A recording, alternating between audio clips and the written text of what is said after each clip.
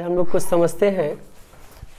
Matric board 2021 में हिंदी का पूछा गया कुछ महत्वपूर्ण ऑब्जेक्टिव।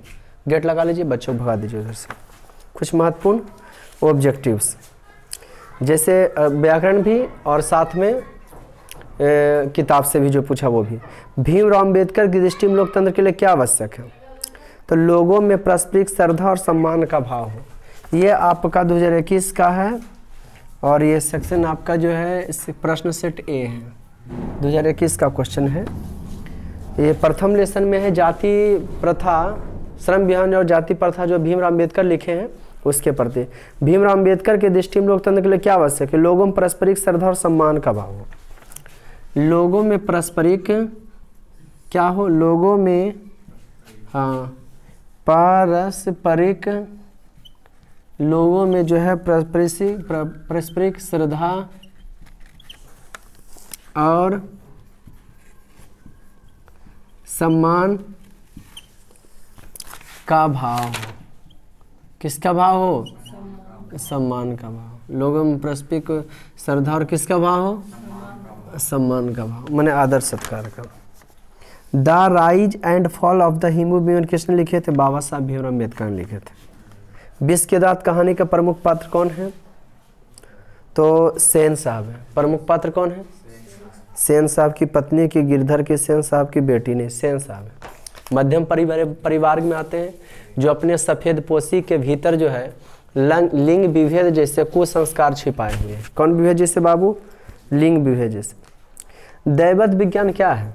तो देव विज्ञान। दैवत विज्ञान में क्या है? देव विज्ञान। दैवत विज्ञान क्या है? देव विज्ञान। दैवत विज्ञान क्या है? देव विज्ञान। दैवत विज्ञान क्या है? देव विज्ञान। नेक्स्ट क्वेश्चन हम लोग समझते हैं। अगला क्वेश्चन है कि नाखूनों को किससे रगड़कर लाल और चिकना बनाया जाता था? तो ये आ गया आपको कौन सी? नाखून क्यों बढ़ते हैं? ललित रचना किनके द्वारा लिखा गया था? हजारी प्रसाद द्विवेदी के द्वारा। नाखून क्यों? नाखूनों को किससे रगड़कर लाल और चिकना बनाया जाता है? तो मोम और आलता से। मोम और आलता से। मोम और क्या चीज़ से बाबू? आलता से। नाखूनों को जो है मोम और आलता से रगड़ कर क्या किया जाता है? चिकना बनाया जाता है। क्या किया जाता है? दारिस क्या है? तो दारिस प्राचीन काल में ने जब वारेन हेस्टिंग भारत का गवर्नर जनरल थे तो वाराणसी के पास उन्हें 172 दारिस नामक सोने के सिक्का से भरा हुआ घड़ा मिला था, जो ईस्ट इंडिया कंपनी के मालिक के पास यह समझकर भेजा दिए कि इसकी गिनती सर्वोत्तम दुर्लभ वस्तुओं में की जाएगी। लेकिन ईस्ट इंडिया कंपनी के मालिक इसके ऐतिहासिक महत्व को समझ नहीं पाए और उन सिक्कों को क्या किए? गलवा डाले। उन सिक्कों को क्या किए बाबू? काशी को किस नगरी के रूप में जाना जाता है? तो काशी को देवनगरी के रूप में। काशी को देवनगरी के रूप में। काशी में वो हिंदू विश्वविद्यालय है, काशी हिंदू विश्वविद्यालय, जिसकी स्थापना मदन मोहन मालवीय ने कराए थे 1914 ईस्वी में। कितना ईस्वी में? मदन मोहन मालवीय का कहना था सर्वे भवन्तु सुखिनः सर्वे भवन्तु निरामया, सभी निरोग रहे और सभी सुखी रहे। सिक्कत का अर्थ क्या होता है? ये सब क्वेश्चन है 2021 का। अगर क्वेश्चन है सिक्कत का क्या अर्थ होता है? सिक्कत का सिक्कत का क्या अर्थ है? तो मोम होता है। क्या होता है बाबू? मोम। बहादुर ने माँ के रखे रुपयों में से कितने रुपये निकाल लिए थे? बहादुर कहानी अमरकांत के द्वारा लिखा गया था। बहादुर कहानी में माँ के रुपये में से कितने रुपये निकाले थे? 2 रुपये। क्या रुपये बहादुर निकाल लिया था? 2 रुपये। नेक्स्ट, परंपरा का मूल्यांकन शीर्षक पाठ किसके द्वारा लिखा गया? इसके लेखक कौन है परंपरा के मूल्यांकन का? तो रामविलास शर्मा। रामविलास शर्मा परंपरा मूल्यांकन के लिखे हैं रामविलास शर्मा। नेक्स्ट क्वेश्चन, जीत जीत में निरखत हूँ पाठ के केंद्र में क्या में है? जीत जीत में निरखत हूँ पाठ के केंद्र में है बिरजू महाराज। अब बिरजू महाराज किस नृत्य से मतलब रखते हैं? तो कथक। कथक का पर्यायवाची। बिरजू महाराज किस नृत्य का? कथक। बिरजू महाराज का कहना है जीत जीत में निरखत हूँ, ये बिरजू महाराज का साक्षात्कार है। बिरजू महाराज का कहना है, बिरजू महाराज का मानना है कि हम जितना बार भी प्रैक्टिस करते हैं ना, उससे हम और अप्रतिभावान होते हैं। उससे और हम में क्या आता है, निखार आता है। तो जीत जीत में निरखत हूँ पाठ के केंद्र बिंदु कौन है, बिरजू महाराज। बिरजू महाराज कथक नृत्य के पर्यायवाची माने जाते हैं। 9 साढ़े 9 वर्ष में इनके पिताजी मर जाते हैं। ये जो है क्या करते हैं, नाटक थी डांस करके अपने पापा, पैसा जुटा करके अपना पापा जी का दाह संस्कार करते हैं। कौन, बिरजू महाराज।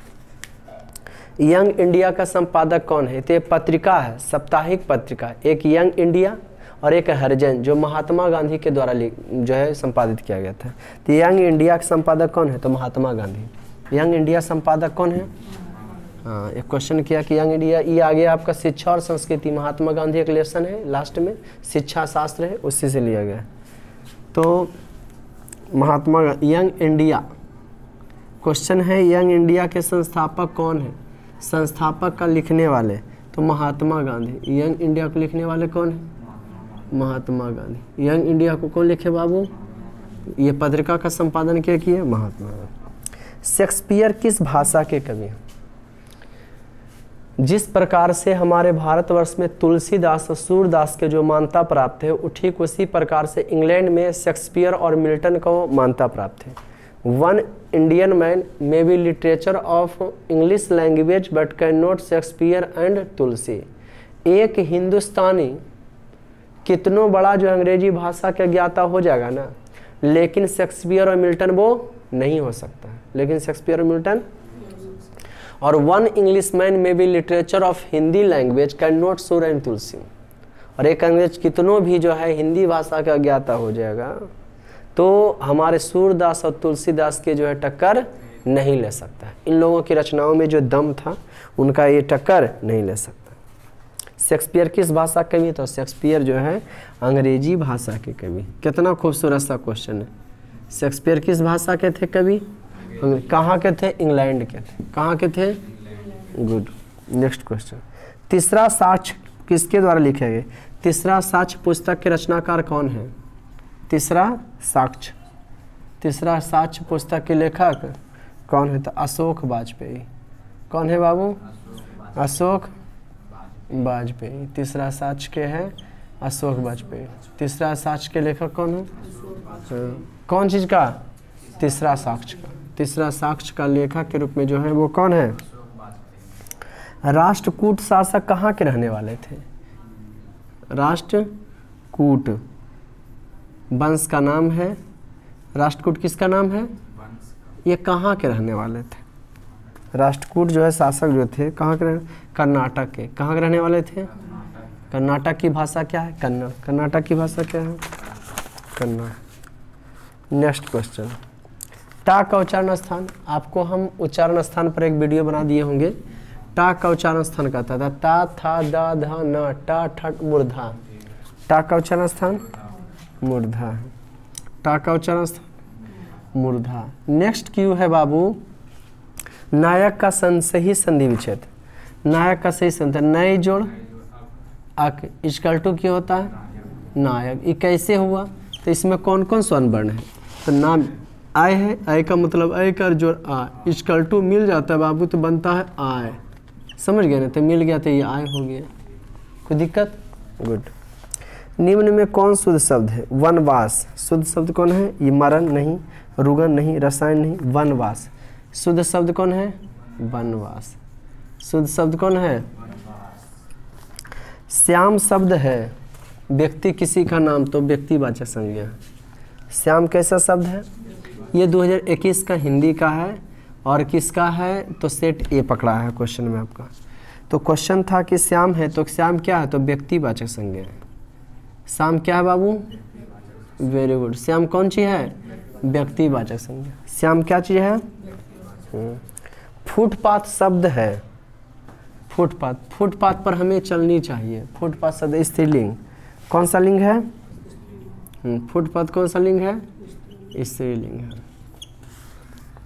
कपूर शब्द है तत्सम, संस्कृत का मूल शब्द का कपूर।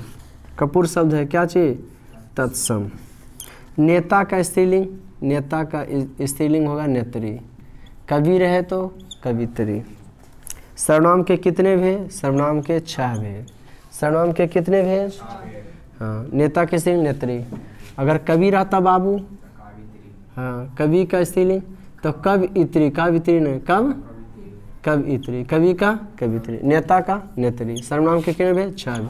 संज्ञा के कितने भेद? 5। रचना दृष्टि शब्द के कितने भेद?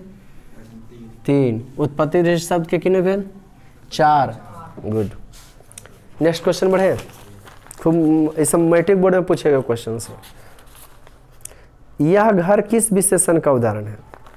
यह घर, यह घर।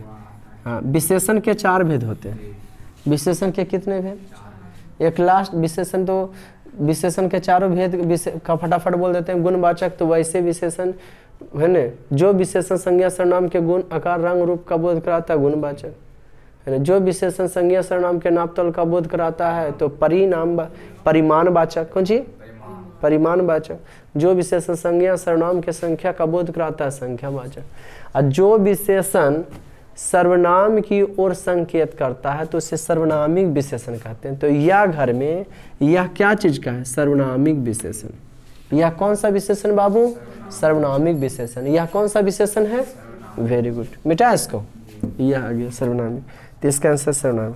जिसका कर्म हो या जिसके साथ कर्म की संभावना हो उसे की कहेंगे? सकर्मक क्रिया। क्या कहेंगे?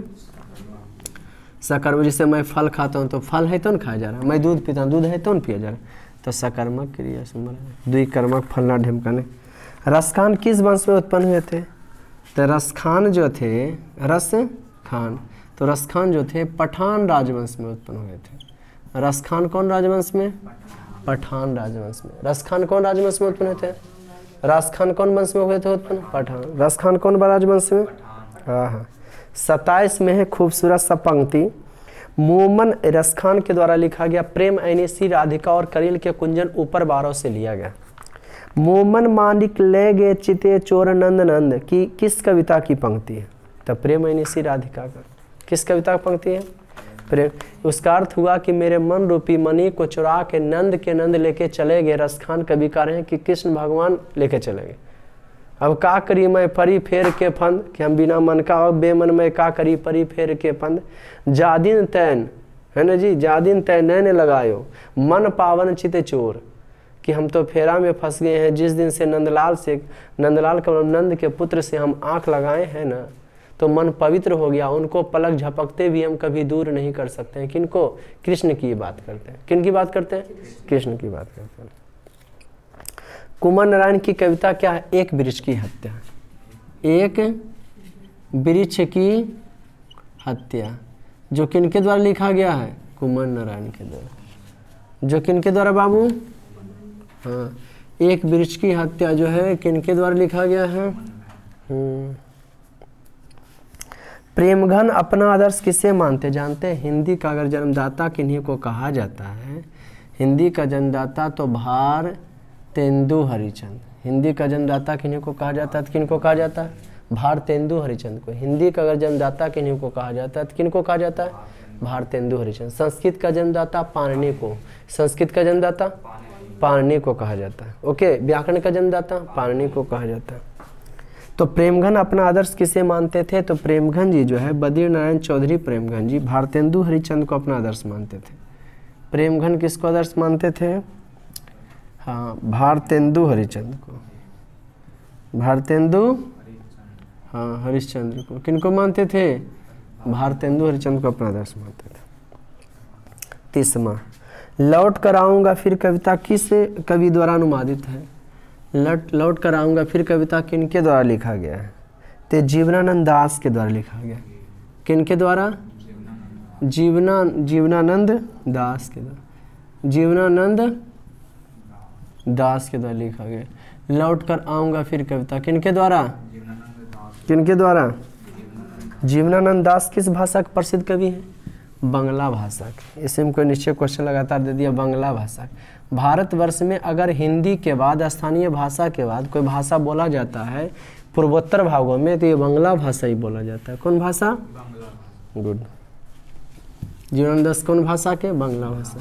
उन्हें बंगाल में फिर से लौट करके आने की इच्छा होता है कि हम एक दिन और बंगाल में लौट कर आए। आंगन के पार द्वार किस कवि की रचना?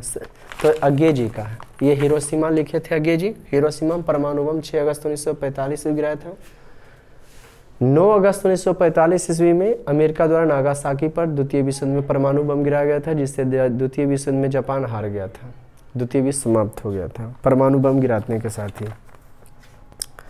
सच्चिदानंद हिरण्य अज्ञान इनके पार द्वार के लिखे अज्ञे जी। मानव का रचा हुआ सूरज मानव को ही भाव बनाकर सो गया। यह कविता पंक्ति जो है किस कविता का? तो हिरोशिमा। किस कविता का? Very good.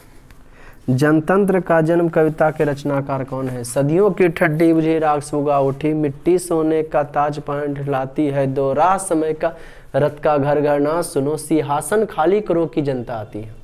इस पंक्ति के माध्यम से रामधारी सिंह दिनकर यह कहना चाहते हैं कि सदियों की ठंडी बुझी राग सुगवा उठे।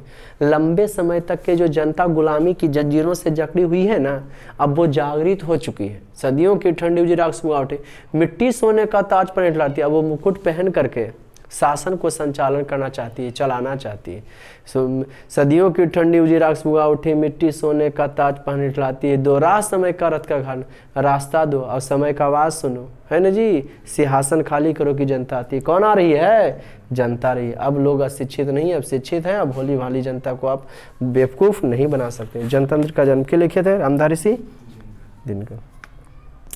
रसखान कृष्ण भक्ति संबंधी रचनाएं प्राप्त होती कहाँ? तो प्रेम वाटिका में। प्रेम वाटिका में रसखान का जो कृष्ण से भक्ति संबंधी पता चलता है रसखान के कौन काव्य ग्रंथ से? तो प्रेम वाटिका से। कौन काव्य ग्रंथ से? चिदम्बरा किनके द्वारा लिखा गया था? चिदम्बरा सुमित्रानंद पंत के द्वारा। चिदम्बरा किनके द्वारा लिखा गया था? चिदम्बरा।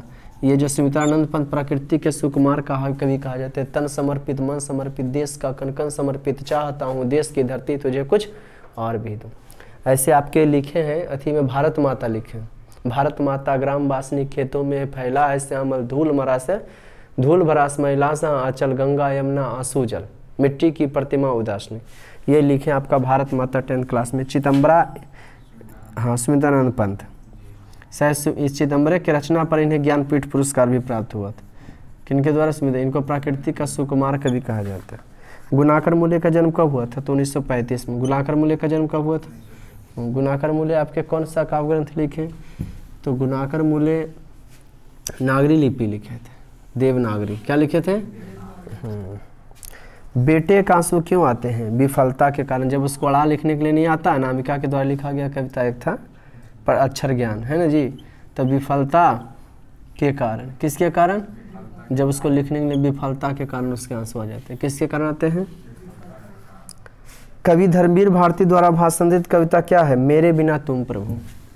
कविता भाषांतरित क्या है? मेरे बिना तुम प्रभु। उनके द्वारा भाषांतरित कविता कौन है? मेरे बिना तुम प्रभु। कि अब मेरे बिना क्या कीजिएगा? क्या चीज़ है भाषांतरित? मेरे बिना तुम। दूसरे के इशारों पर भटकने वालों को क्या कहा जाता है? अंधविश्वासी। दूसरे के बात पर जो भटकता है वो की कहलाता है? अंधविश्वासी। क्या कहलाता है? दूसरों के इशारों पर भटकने वाला क्या कहलाता है? हाँ, दूसरों के इशारों पर जो भटकता है उसको क्या कहा जाता है? प्रलय शब्द में कौन सा उपसर्ग है? ये प्रलय यहाँ पे, तो कौन सा उपसर्ग है? प्रलय में क्या है? पहाड़ शब्द का विशेषण क्या है? पहाड़ी। पहाड़ शब्द का विशेषण क्या है? पहाड़ी। पहाड़ शब्द का विशेषण, हाँ, पहाड़ शब्द का विशेषण, हाँ। निर्भय शब्द कौन सा समास है? निर्भय, बिना भय का। निर तो अव्यय हो जाता है। कौन समास? अव्ययी भाव। कौन समास? जिस समास का पहला पद अव्यय हो, अव्ययी भाव समास के साथ होता है। कहा जा सकता है किस पदबंध का उदाहरण है? कहा जा सकता है किस पदबंध का उदाहरण है? तो क्या है कि कहा जा सकता है मैंने सकना क्रिया पदबंध है। कौन पदबंध है? काम करने की बात कर रहा है। नाम रहता तो संज्ञा पदबंध, किसी की विशेषता बता रहता था विशेषण पदबंध, और संज्ञा के बदले आता तो जैसे हुआ मैं तुम रहता तो सर्वनाम पद। लेकिन हाँ है कहा जा सकता है, सीधा किसकी फोकस आ रहा? काम का, तो क्रिया पदबंध है। कहा जा सकता है कौन पदबंध है? क्रिया पदबंध। पद को जो है रोक रहा है, क्रिया मान किसके द्वारा वाक्य का पद को रोका जा रहा है, मेन किस पर फोकस कर रहा, तो पदबंध कहलाएगा। आगामी शब्द का विलोम, आगामी आने वाला, तो विगत माने बीता हुआ। आगामी का उल्टा विगत, आगामी का उल्टा बाबू विगत। कई % बता रहा है, देखिए तो बैठे ले रहा ना। जो मापा ना जसके उसको की कहते हैं आप परिमेय। कोई दिक्कत है जी? आप परिमेय 9% बचा, अच्छा कर लेते हैं। आप परिमेय क्या हो जाएगा? आप परिमेय। जो मापा ना जसको क्या हो गया? अपने पैरों पर खड़ा होकर मुहावरे कर स्वावलंबी होना। अपने पैरों पर खड़ा होना क्या हो जाएगा? स्वावलंबी होना। शुद्ध वाक है तो मुझे किताब दो। मधुर शब्द में प्रत्यय है, मधुर मधु और रा प्रत्यय। सूर्योदय हुआ और कुहासा जाता रहा, कौन वाक है? संयुक्त वाक मिला हुआ। सूर्योदय हो गया और कुहासा जो है जाता रहा, तो मिला हुआ वाक है। दूगो है। रंगप्पा किस किस को आदमी था? तो लंपट, बदमाश, जुआरी, इनमें से सभी था। मगम्मा ने ब्याह में बहू को क्या दिए थे? कनफूल, कड़े, झुमकी सब दी थी। ढाते विश्वास कहानी में राजेंद्र मिश्र क्या है? राजेंद्र मिश्र क्या है? तो संपादक है। सीता कौन लड़का हमेशा चुप रहता था? बिज्जू, छोटका था, कुछ नहीं बोलता था। किसकी पत्नी ने दाल का हलवा बनाया था? तो कैलाश की पत्नी ने। कैलाश की पत्नी कौन थी? राधा, है ना। कैलाश की पत्नी नारायण की पत्नी भंवरी, और जबकि बिज्जू की पत्नी पुष्पा। नगर धरती कब तक घूमेगी सावर दैया के द्वारा लिखा गया था कि ये मेरे सब घर की वही कहानी है। नगर कहानी के अनुसार पहले दिन पपाती को क्या हुआ था? बुखार लगा था, मेनिंजाइटिस हो गया था पपाती को। नगर कहानी लिखा गया था सुजाता के द्वारा। तो मदुरई की कहानी तमिल कहानी है ये, तो है ना जी। कौन कहानी है? तमिल कहानी, तमिलनाडु कहानी है। मदुरई नगर लिखा गया है ना। बिज्जू की पत्नी क्या नाम है? पुष्पा। बल्ली अमाल क्या नहीं जानती थी? पढ़ना। बल्ली अशिक्षित बेचारी थी। लक्ष्मी के ससुर किस बांध में काम करते समय? तो हीराकुंड बांध में काम करते समय क्यों हो गए थे? मर गए। ढाटे विश्वास से है सेकंड में। मंगू की माँ अस्पताल को किसकी उपमा देती? गौशाला की। कि जब अस्पताल वाले जब माँ हो के हम नहीं ठीक सकते हैं तो अस्पताल तो गौशाला जैसा होता है, पता नहीं वहाँ मरीज को ध्यान दिया जाता है कि नहीं। जाति पाति तोड़क मंडल का वार्षिक सम्मेलन 1936 ईस्वी में। जाति पाति का वार्षिक सम्मेलन कब हुआ था? 1936। 20 के दांत कहानी में खोखा किन मामलों में बात था? घर के नियमों की धज्जियाँ उड़ा। घर के नियम को धज्जी उड़ाते रहता था। सेन साहब के 5 पुत्री 1 पुत्र था, समझ गए ना। मध्यम परिवार में सेन साहब आते थे और पुत्रियां थी, 5 बड़ी सुशील थी, लेकिन एगो लड़का था जो घर के नियम का विवाद था, उल्टा था। 20 के दांत कहानी पढ़ाएंगे आप लोग को, है ना। बड़ा खूबसूरत सा कहानी है 20 के दांत, जो कि इनके द्वारा लिखा गया है। बड़ा नलिनी शर्मा कौन लिखे हैं? मैक्स मुलर को वेदांती किसने कहा? स्वामी विवेकानंद। भारत से हम क्या सीखे? मैक्स मुलर के द्वारा ही लिखा गया, यह एक भाषण है। हेकेल कौन थे? तो जंतु वैज्ञानिक। हेकेल कौन थे? जंतु वैज्ञानिक। नाखून क्यों बढ़ते हैं? यह प्रश्न लेखक ने किसने पूछा? तो लेखक से उनकी छोटी पुत्री ने पूछा। नाखून क्यों बढ़ते हैं? यह प्रश्न लेखक से कौन पूछा? तो उनकी छोटी पुत्री ने पूछा। कलिंग लिपि भारत के किस प्रदेश की लिपि? उड़ीसा। हाँ, पहले उड़ीसा का नाम कलिंग था। लेखक के रिश्तेदार ने बहादुर पर क्या आरोप लगाया? 11 रुपये चोरी का, पैसा चोरी का। एक वृक्ष की हत्या शीर्षक कविता में वृक्ष को कवि ने किस रूप में मानवीकरण के रूप में देखे? एक वृक्ष की हत्या की बात की कि एक वृक्ष का उपमा चौकीदार से देते हैं कि जिस प्रकार से एक चौकीदार रक्षा करता, ठीक उसी प्रकार से हम जब भी घर आते थे तो हमारे घर के दरवाजे पर एक बूढ़े चौकीदार के रूप में कौन रहता था? वृक्ष रहता था। रेन मारिया रिल्के के पिता का क्या नाम था? Joseph Rilke. Rain Maria Rilke के पिता क्या नाम था? कवि जीवनानंद दास किस भाषा के भी हैं? बांग्ला भाषा। कवि जीवनानंद दास कौन भाषा के थे? मेरी नींद के दौरान कुछ इंच बढ़ गए पेड़। यह पंक्ति किस कविता था? हमारी नींद कविता से, जो बीरेन डंगवाल लिखे थे। छोड़ा हुआ रास्ता कहानी संग्रह किन की है? सच्चिदानंद हिरन बस्यान अज्ञे का। किन की है? हिरोशिमा, नगर के चौक पर। हिरोशिमा शीर्षक कविता में सूरज कहाँ निकलता था? नगर के चौक पर। धूप कहाँ से बरसता है? फटी मिट्टी से, है ना। भरना चाहिए जो है आसमान से, लेकिन नहीं, फटी मिट्टी से। कवि प्रेमघन के काव्य ग्रामीण जीवन या अर्थात चित्रण है जीर्ण जनपद में। कहाँ पर है? जीर्ण। ढा का उच्चारण स्थान क्या? मूर्धा। यशोदा का संधि विच्छेद है यशा जोड़ दा, विसर्ग संधि का उदाहरण है। पुस्तक कौन सा संज्ञा? ढेरों सा किताब होता है, जातिवाचक। दया शब्द है तो दया आकार नहीं चाहिए, माकार तो स्त्रीलिंग है। ओष्ठ शब्द है तत्सम। ओष्ठ कौन शब्द है? तत्सम। तद्भव कौन है इसका? होठ। पूज्य शब्द का स्त्रीलिंग पूज्या। सो जाएगा, जो सोएगा वो खोएगा, संबंधवाचक सर्वनाम। शेर भर दूध, परिणामवाचक विशेष। वह खा चुका था, किस काल का? भूतकाल का वक्त। सुहावन शब्द में प्रत्यय है, सुहावन, बन प्रत्यय। शोकाकुल शब्द का समास, शोक से व्याकुल, तत्पुरुष समास। शोक से व्याकुल दूसरा पद प्रधान है। अनूठा का पर्यायवाची अनुपम, अनूठा, अलग, अनुपम। अनुलोम का उल्टा प्रतिलोम, अनुलोम का उल्टा प्रतिलोम। घर बसाना मुहावरे का अर्थ क्या? विवाह करना। घर बसाना मुहावरे का परोक्ष शब्द कौन सा समास है? परोक्ष, पर जोड़ इच, परोक्ष, पर जोड़ इच, अव्ययीभाव समास। कौन समास है? आगे में उपसर्ग आ गया तो अव्ययीभाव समास। एक पन दो कार्योक्तियां, एक काम के साथ दूसरे काम का होना, एक काम के साथ। वह जा रहा है किस काल का उदाहरण है? वर्तमान काल। वह जा रहा है किस काल का उदाहरण बाबू? वह जा रहा है किस काल का उदाहरण? नयन शब्द का संधि विच्छेद ने जोड़ अन, नयन शब्द का संधि विच्छेद ने जोड़ अन। परिणय शब्द में उपसर्ग परि, परिणय शब्द में कौन सा उपसर्ग है? परि है। अपमान शब्द का विलोम सम्मान, अपमान का उल्टा सम्मान, अपमान का उल्टा सम्मान।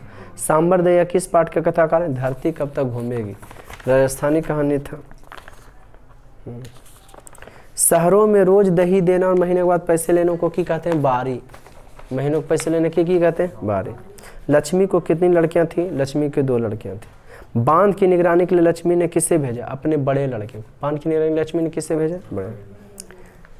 कौन पपाती को अकेली छोड़कर नहीं जाती न चाहती थी? बल्ली अमाल, क्योंकि बेचारी खुद आई थी अपने बच्ची को दिखाने के लिए। उसको समझ में आता कि बुखार, अपने बुखार से पीड़ित बेटी को छोड़कर जाए या तो बेटी को लेकर के जाए, अगर नहीं जाएंगे तो फिर इसका इलाज कैसे? बेबस हो चुकी थी। इसकी गरीब आदमी को कोई कहानी नहीं होता है। बाष्प शब्द क्या है? तत्सम है। बाष्प शब्द क्या है? ये इंड हो गया आपका। ये क्वेश्चन था, ये 2021 का था, है ना। मैट्रिक में ऑब्जेक्टिव पूछे गए टोटल था हिंदी का। तो फिर मिलते हैं हम लोग नेक्स्ट वीडियो में, तब तक इजाज़त दीजिए। धन्यवाद। Have a good day. जय हिंद।